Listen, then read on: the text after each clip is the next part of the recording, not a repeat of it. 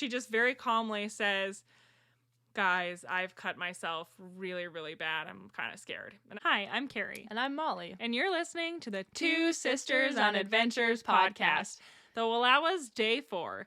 Now, this episode is one that I've been really looking forward to telling because I think that this is one of our most epic stories, I guess, on trail that we've had. And it is going to be the story of the reason for the only time thus far we've had to go to the emergency room after a backpacking trip. So just a little tidbit for the ending here. Now the day dawned clear. Anyway, we were at Horseshoe Lake on our island campsite, and we actually it did not dawn clear. It dawned very, very misty and foggy. I remember unzipping the tent, and I feel like when I touched the zipper, like the entire tent was saturated, and I feel like we even had water that was like kind of like dripping through and accumulating. And it turns out when you camp on an island, you're going to deal with a lot of misty, like humidity. Yeah, because it's coming around you from literally all sides. Exactly. Second issue with the camping on the island is we had to walk on like a little log to get to the main area from to and fro. And when we walked on it in the morning, I feel like sometimes your balance is just not as great. It was the log, and it was also rocks. Oh, yeah. So we walked on the log, and it just, like, tipped over. So, like, Rachel and I both had wet socks in the morning. And then another thing, we actually laid our tent out to dry, which, knowing what we know now, it probably would have dried better pitched than laying on a rock. But we laid it out on this rock because it was so wet. Yeah. And this gust of wind, like, picked up a rainfly, and we grabbed it in time, but it almost took a ride and went into the lake itself. Yep. So it was a little bit of a chaotic morning, but we were so excited for the day that we had ahead. It was kind of a big day. We wanted to go all the way to Ice Lake, which is just an absolutely iconic, beautiful spot in the Wallowas. Definitely. So we had some like certain pressures there, which would be like we needed to get there early enough to get a campsite because we knew it was going to be popular. Yeah. And it's closer to the trailhead. It's only like 7 miles from a trailhead, so we knew that other people were going to be going there too. Also, we really wanted to summit the Matterhorn, which is like a beautiful granite area that kind of overlooks Ice Lake, and you can see a lot of the Wallowas. So there was going to be all these different aspects telling us we needed to go fast today. And we started midweek, and so now this is a Saturday. And so the day that we're trying to find our campsite... Interesting planning on our part. The day we're trying to find a campsite at a very popular lake also happens to be a Saturday where it's going to be like max amount of people visiting. Actually, if I could do this over again, I'm just realizing I would start in the middle of the week at Ice Lake and just reverse our itinerary. Okay, well. I don't know why we didn't do that. It must have been because I think I had read that the footing was sketchy on Aneroid Pass, but I'm like, I feel like it was equally sketchy Polaris Pass. I feel like it was equally sketchy the way that we went. I wonder if it's because we wanted to climb... Okay, I think maybe we wanted to climb the Matterhorn, and we didn't think that we could start early enough in the day to climb the Matterhorn on our first day, and we didn't also feel like we could climb it in the morning and then leave. I don't know. But I wish I would have written down why I did this, but maybe we didn't have a reason. So I've just fixed your itinerary, so when you go to the Wallowas and you're starting in the middle of the week, you're going to go to Ice Lake first. Yes. Not on a Saturday. High five. So, yeah, we hit the trail, and we had it downhill for about 7 miles. Yeah. So, to be honest, I feel like that was some of the least interesting scenery that I'd seen on trail to that point. Like, it wasn't ugly. It was just fine. It was pretty forested. It wasn't like the dramatic valleys or there were flowers, but it wasn't the huge meadows. The trail was a little more muddy. And we were flying. Yeah, so we were probably averaging just under 3 miles an hour heading down the incline for 7 miles. So I remember there was one creek crossing where we maybe took our shoes off and put on the tevas to walk across. And like Carrie said, it was pretty much just forested terrain. And even just like the intensity of the granite around us wasn't quite so significant. So also it felt hot, I think. Yeah, it was a kind of a hot day. So yeah, we were hustling. We made it down the trail. I said maybe we were only able to go this fast because I had shedded all almost 8 pounds of chocolate milk that I've been carrying prior to this point. And that could be the reason, very well. But yeah, we finally got to this point where there was a junction in the trail, and I think we got to go over a bridge. Yeah, it's a bridge like made out of a huge tree, so it's actually a very cool bridge. I've seen some pictures of it over the years, and it's kind of iconic. And then we were able to junction with the Ice Lake Trail. And so once again, it's a Saturday. It's the first weekend in August. It's gonna be busy. And we wanted to find a campsite at Ice Lake. A campsite at Ice Lake. So we actually had about 5 miles and almost 2,500 feet of ascent up to Ice Lake from the juncture point. And we blasted up there. After the fact, I remember my GPS track uploaded to Strava, and I found out that I either won the crown for that section of trail or was like second place. Yeah. But we Nanny Ridge mode was activated. We knocked out that 5 mile, 2,500 feet of gain in 2 hours. And this is backpacking. Yeah. We're on day 4 at this point. So I think there was a little bit of, communication required between the three of us. As we got towards the top, it was like, okay, we kind of need to slow down. And I was already in Nanny Ridge mode, but I was like gaining more and more power because we must have passed unlimited power. We must have passed like 5 groups at this point. And every group we passed, I was like, that's another campsite that's not been taken. And so I just feel like I was just even going faster and faster. And finally we had to like take a time out and just be like, okay, like what pace is sustainable as we were like a half mile from the lake. You could have won the running Strava crown. Maybe so. But yeah, and we saw so many people on that trail, and not very many people descending. I feel like whenever you look around and everybody's ascending and not all people are descending, you're like, Yeah. But we did. This is a vivid memory of mine. We saw a guy who was barefoot hiking, and I think in jeans, and I was like, I salute you, sir. And then the other thing that was kind of notable is there were so many teeny tiny blueberry plants, and this was before we ate blueberries on trail. I didn't know they were blueberries back then. Sorry. Gosh. We don't need to get in this whole conversation. What is it that other people call them? Huckleberries. Huckleberries. They were the ones that look like blueberries, not the ones that look... Anyway, high bush, low bush. I'm not going to do this conversation today. We can do this on another day. There's too much to cover. Anyway, we saw them, and I remember I just really wanted to try them, but at that time, I still wasn't eating... We thought they were poisonous. Well, I still wasn't eating random berries on trail. I hadn't done the Googling yet where I found that, like, what percentage of berries per color were poisonous. Yeah. And, like, ready to roll the dice. And I remember the higher that we got when we were finally getting pretty close to Ice Lake, things started to open up, and there were some kind of cool views of the valley below us. Yeah. A lot of it was really forested terrain. A talus slope. That was really cool. Which is beautiful in its own right. And then there was a waterfall too. That was cool. Yeah. And then we started to head along the outlet, I think, from Ice Lake, getting closer to the lake. And I feel like we rounded a bend, and then all of a sudden it was so beautiful. The lake is in front of you, beautiful blue, and then you have the points of the Matterhorn, and then Sacagawea. Is that what they call it out there? I don't know. Something like that. We were raised in a Sacagawea household. Well, Lake Sacagawea is in North Dakota, and it's spelled with a G, so it's a pronunciation that's regional. Yeah. And Lewis and Clark did spend a winter in North Dakota, so you would think that we knew how to pronounce it, but I believe they call it Sacagawea. Yeah. So you could see Sacagawea, you could see the Matterhorn, and then just like it's fascinating the mesh of the granite and then other types of rock, and it was just really beautiful. Yeah. So we enjoyed it. Did we get a little water at that point? I think we did at the little outlet. Maybe just a little water because it was hot and we'd been cruising. Next day that we sprung a leak, or was this the day? Yeah, that was the next day. Anyways, so we crossed over the outlet and then we started our search for a campsite. And we kind of just worked our way around the lake. It was like no campsites. Yeah. Everywhere we go, already taken. Spots in the trees, spots were with a view of the lake, spots that were high, spots that were low. Every campsite was taken. We kept working our way around the lake until we kind of got to the end of... Like, I don't think that there's a trail that really connects the two ends of the lake. Like, I think it's too sheer of a rock face. And so we found a spot, like, at the very end of the trail. We found a campsite. And then I think it was something around probably 2:30 at the point we finally decided on a campsite. We pitched our tents, did some camp chores, and then we probably had So Maybe we an still hour were. break. I mean, I don't know if you were interested in climbing the Matterhorn at that Yeah. point. I still really wanted to, and so I think we had probably, like Carrie said, an hour rest break in between getting to our campsite, setting everything up, and then actually departing again to try to climb a peak. So as Molly said, she is not really sure, she didn't really know if I was super interested in climbing the Matterhorn. This was we'd been out for 4 nights at this point, and I was like literally so mentally exhausted. Like I could keep my body going, and I probably could have gone 10 more days if I had to physically.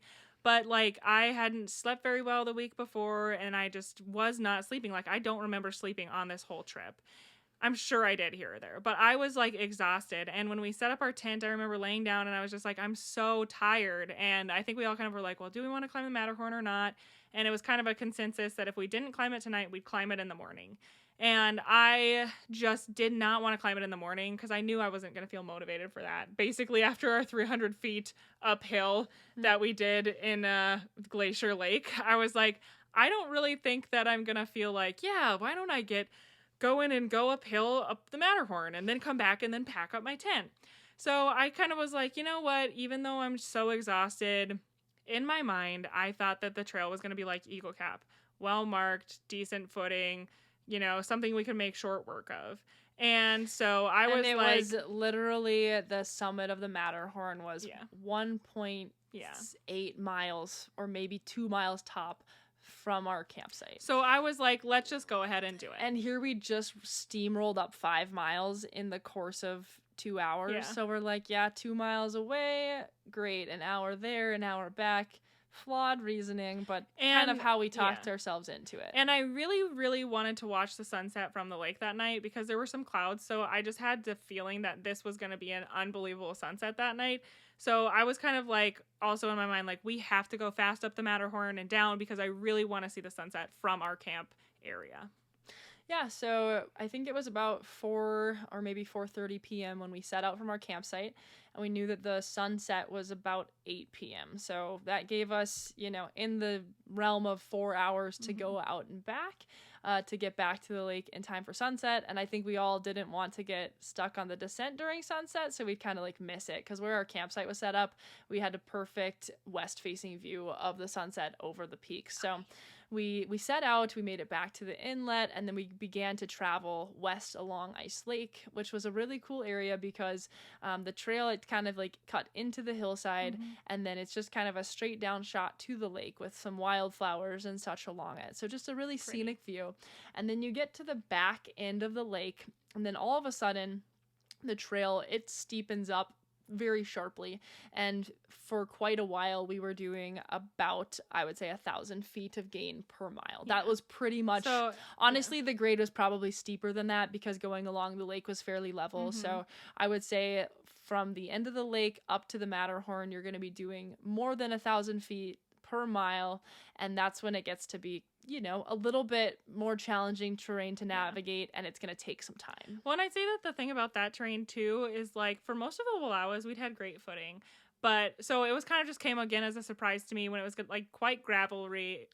It was actually... rocks on top of rocks. Primarily, at that point, it was dirt. Yeah. And that's kind of a scary, like, when a true. trail is mainly dust and dirt, and then it's granite covered in dust, that gets very slippery, and going uphill, we could already tell, like, this is a very steep trail. You have to be aware of your footing, and I think everyone in our group, myself included, was feeling a little bit nervous about the descent because it felt like a descent that was going to be very tedious and like one where you could pretty easily slip and fall and slide a ways downhill. And like, it wasn't like you were going to get super injured most likely, but I think that like, and right in my mind, I'm just feeling frustrated because we're not going as fast as we wanted to go. I'm tired. I want to see the sunset. I want to do this quickly. And I just started like really building up in my head about the descent was going to be so bad. The descent was going to be so bad. So that's kind of where I was mentally at that point. Yeah. And then you reach kind of a saddle, I would say. Yeah. Which was beautiful. So unbelievable. Oh my gosh. Carrie and I, we would actually really like to go back to this area again. Yeah. Because we got to this kind of like a granite saddle, and I think we sat there for a little bit and enjoyed the view.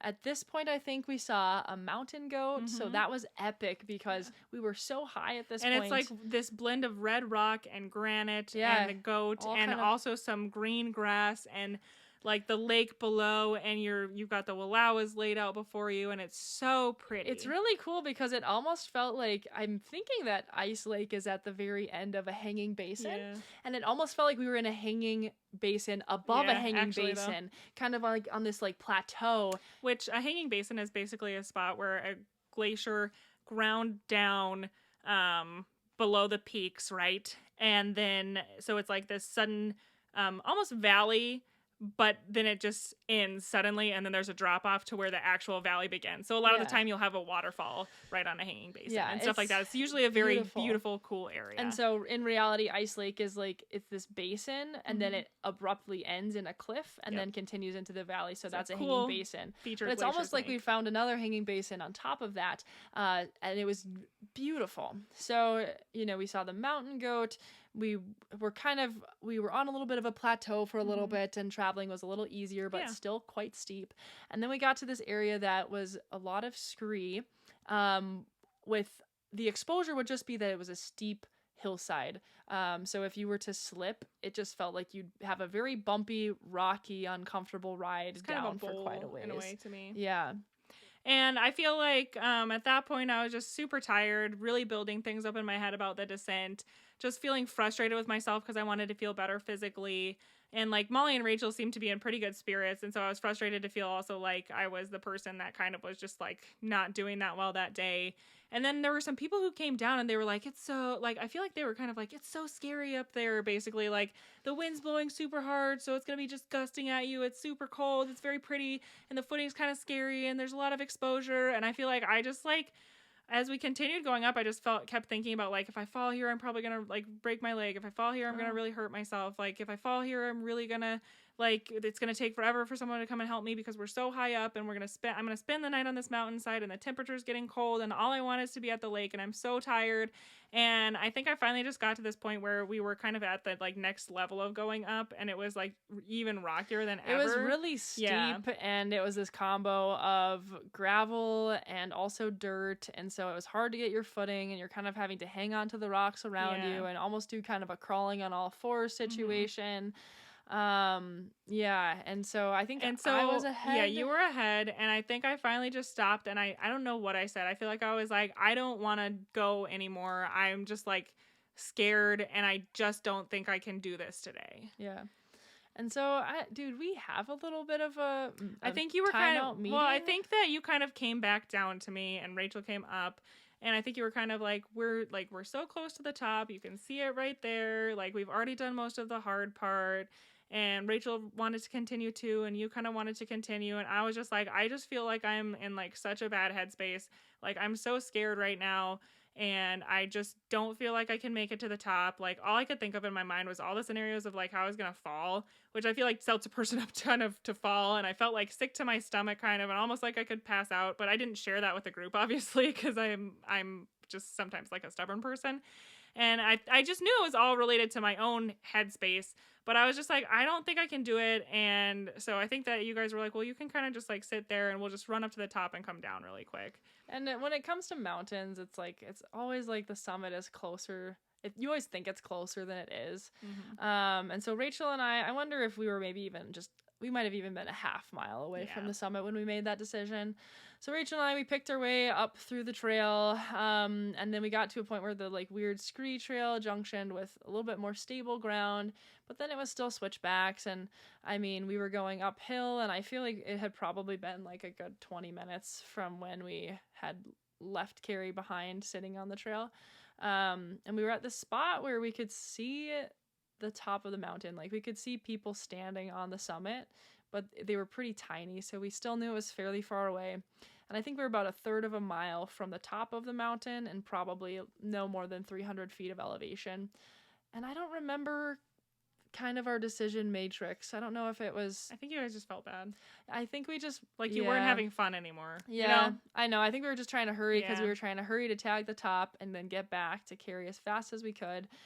And realizing like, hey, this is taking longer than we thought it would, and we left Carrie behind, and I don't know. I just didn't feel like it was worth, like, we knew it was still going to take probably like 20 more minutes to get to the top and then turn around. And like at that point, we're probably all going to miss sunset at the lake. So I think that Rachel and I, we just kind of had a little bit of a timeout and decided, like, you know what, we should just probably turn around and get Carrie and then continue back down to the lake for sunset. At that point, I made my way back to the saddle, and I feel like I just sat there by myself, and I definitely had a good cry because I was just so frustrated and annoyed because I knew that it wasn't necessarily that trail was like beyond my ability or my skill, but I just couldn't do it that day. Like I just, and like mentally I was just so off and so in my head that I just felt like it was not safe for me, and that was just so frustrating. So I feel like I sat there and I had a good cry and I took some pictures, and of course the goat's just like up there showing off. So I feel like I was like in a better mood, and then you guys kind of showed up. Yeah, and I got there and I don't remember, did we debrief at that point? I think that you guys came back, and I mean, I think internally I was a little bit like frustrated to have been left behind when I was just feeling that way,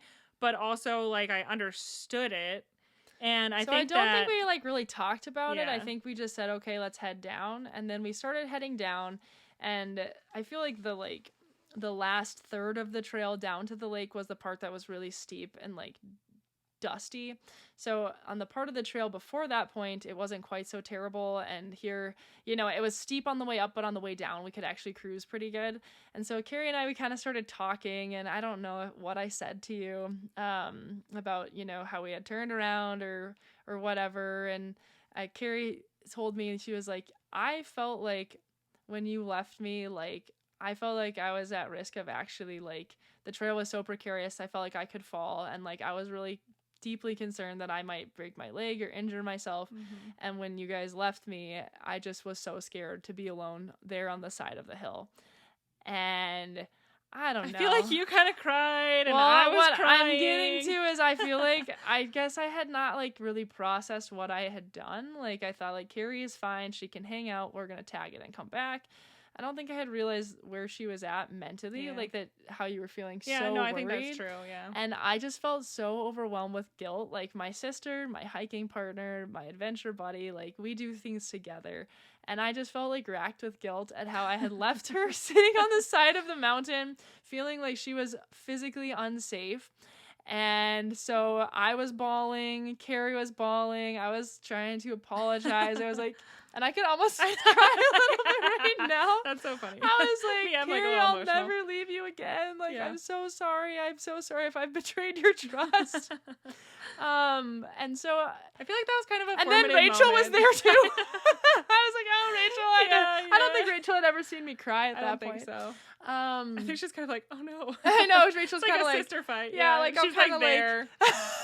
Like, but I think I promised you from that day on that, you know, from this day forward, if we're ever at a point where one of us doesn't want to continue, then it's like a no questions asked. We'll just turn around because it's stupid to. Well, it's not stupid. It happens all the time. Here's the thing. But like 1 week later, I read a story about someone who was hiking with their family. They were like, "I'm just tired. I'm gonna let you guys go up there," and they passed out by themselves and hit their face on a rock. And then a celebrity actually happened to be the next person hiking up, helping them. And I was kind of like, I never actually, in my mind when they went on, I understood why. Like I felt kind of frustrated about it. I was mostly frustrated at myself.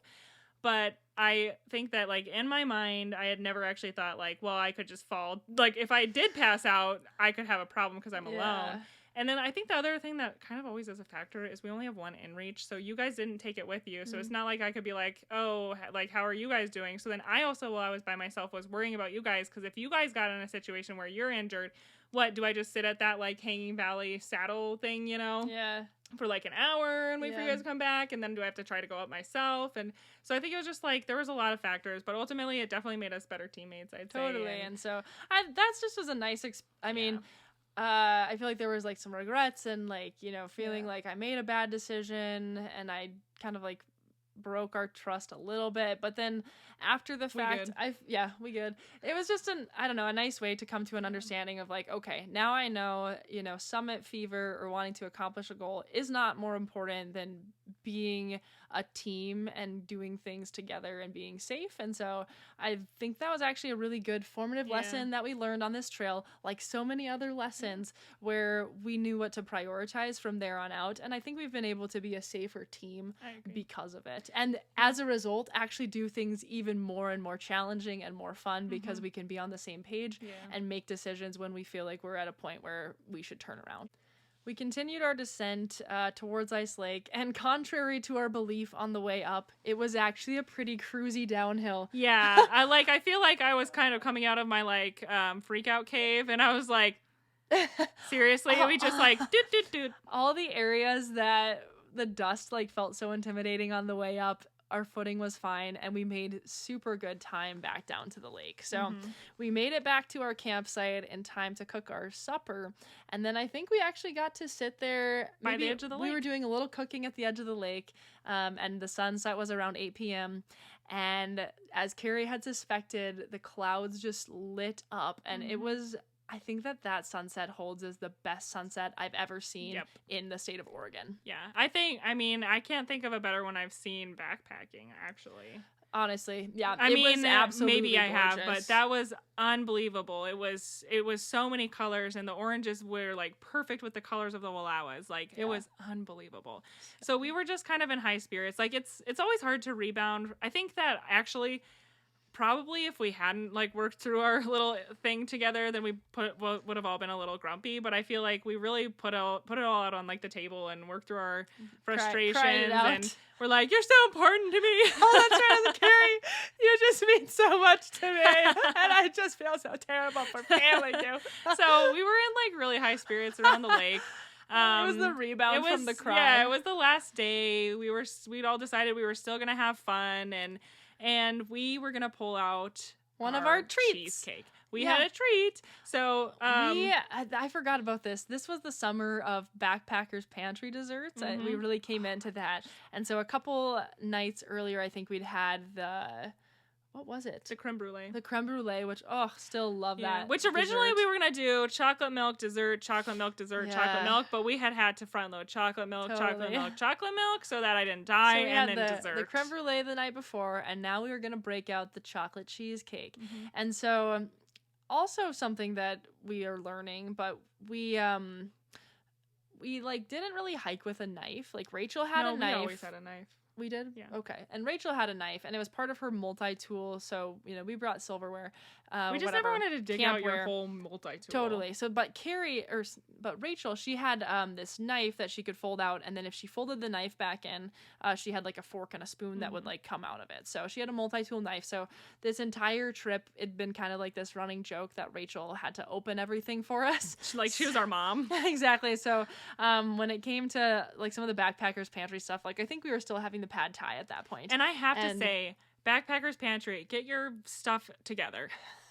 Put them in a Ziploc. Why do I have to pull out a knife, a scissors, rip it to shreds like an animal to get to the package? They always put little package stuff inside in this sealed container that you cannot tear open. Totally. So then, when we'd be having that Backpackers Pantry stuff, she'd whip out her knife, she'd open it up for us. We'd always thank you, Rachel. Yeah. And then we'd go about our day. So we'd enjoyed our dinner, and the sun was setting. We'd taken all of our sunset photos, and we were like, it's time for us to have our cheesecake. It was done rehydrating. Yeah. So Rachel, we were gonna make our cheesecake. Well, it wasn't done rehydrating. We were gonna sprinkle the stuff on top. Okay. It was done rehydrating. Okay, gotcha. Because when you open the bag, you just rehydrate it, and then the sprinkle stuff is what we need to open. Gotcha. So I gave Rachel the bag, and I was like, can you open this for me, Mom? Type of thing.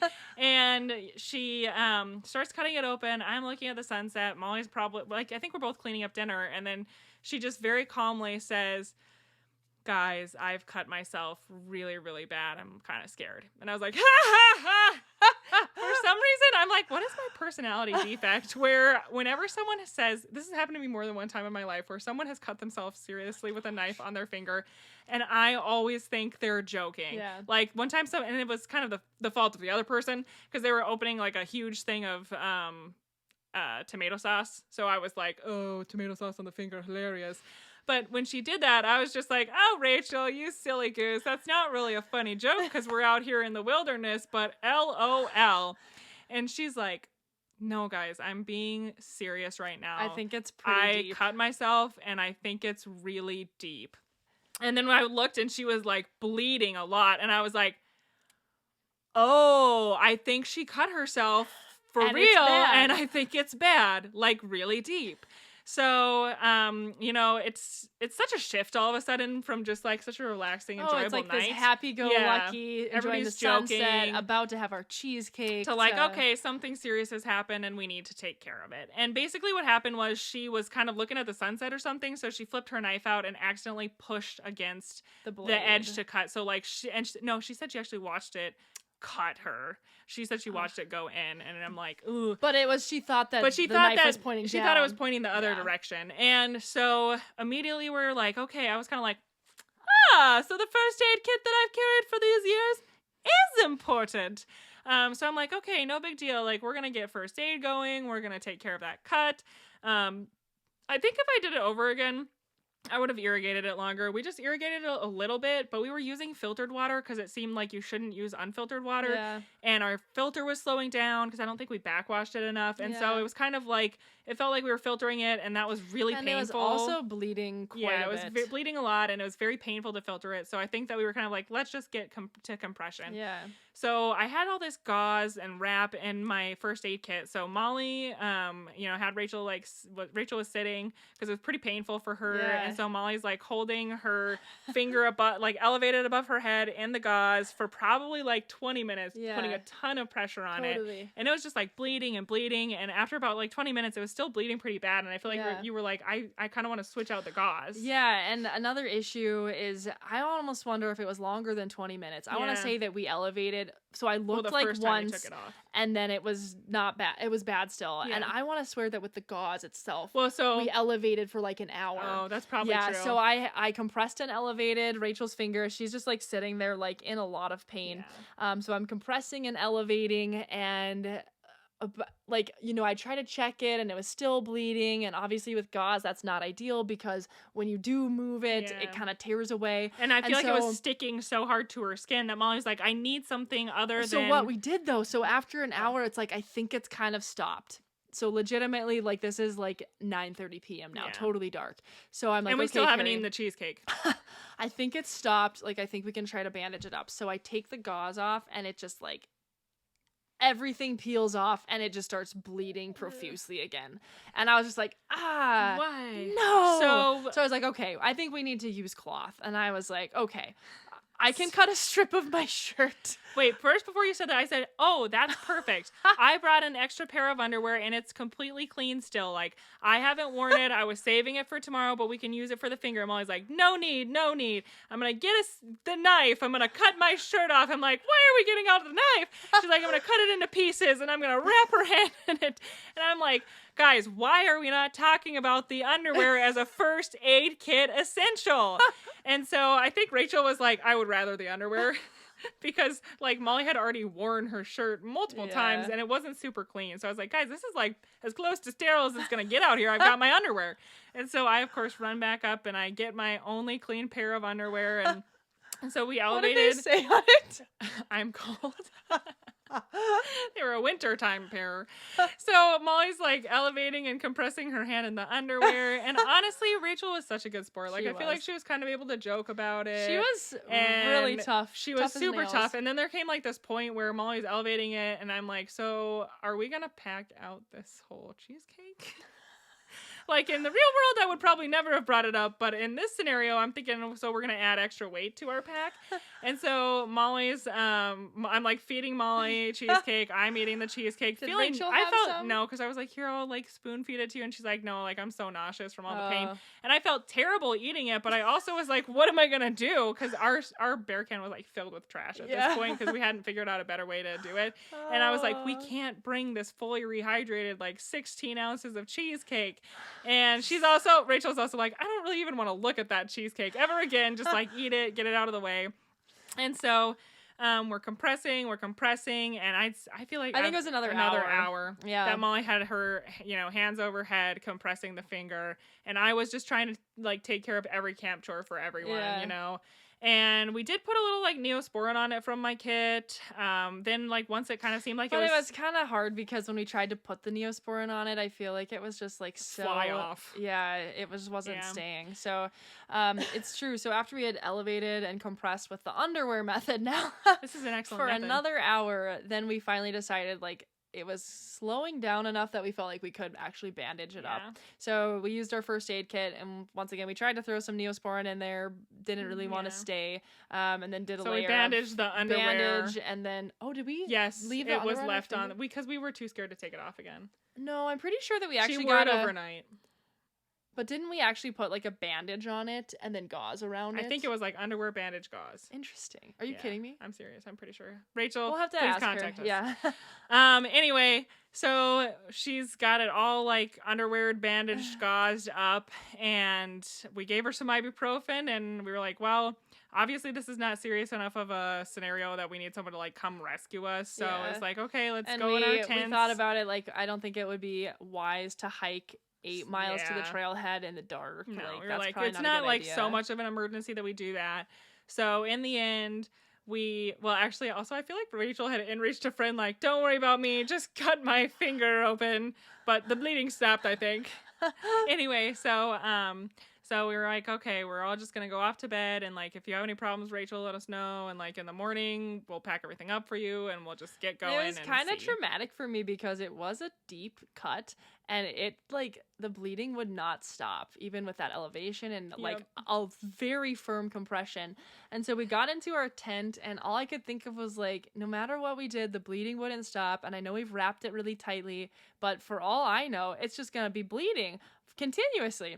And so I like look at Carrie and I'm like, do you think that Rachel's gonna die? She was like, do you think she's gonna like bleed to death tonight? And I was like, do you seriously think that if I, in my assessment, thought that Rachel was gonna die from hemorrhaging from her finger rather than using my inReach, I'd be like, oh, good night, Rachel. Oh, this is the last time we're ever gonna see that girl again. Too bad. I was like, dude, she's not gonna bleed. Like, it's a finger. We stopped the bleed. It's not an artery. Like, the amount of, honestly, estimated blood loss probably like mils. You know what I mean? Like, it was not like a major bleed.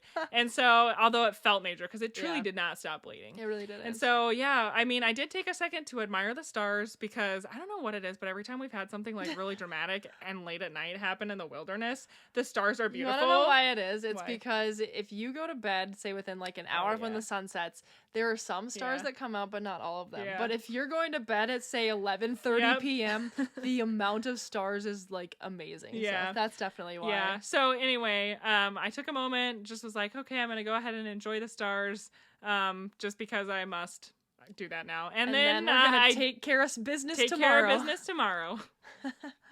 Thank you so much for listening to another episode of the Two Sisters on Adventures podcast. If you want to see a picture of Molly elevating Rachel's hand above her head and my underwear, you can find that on Facebook or Instagram at Two Sisters on Adventures. And if you want to listen to us in a visual podcast form, that's available on YouTube. This has been such a fun series to talk about. I feel like, again, so many things were so formative, and next week we've still got a little bit of good stuff left. Actually, some really funny stories. Yeah, so. where sometimes in the moment they weren't funny, but in our friend group, us, Molly, and Rachel, we definitely can laugh about them today. So please join us again next week, and thanks for listening. Bye.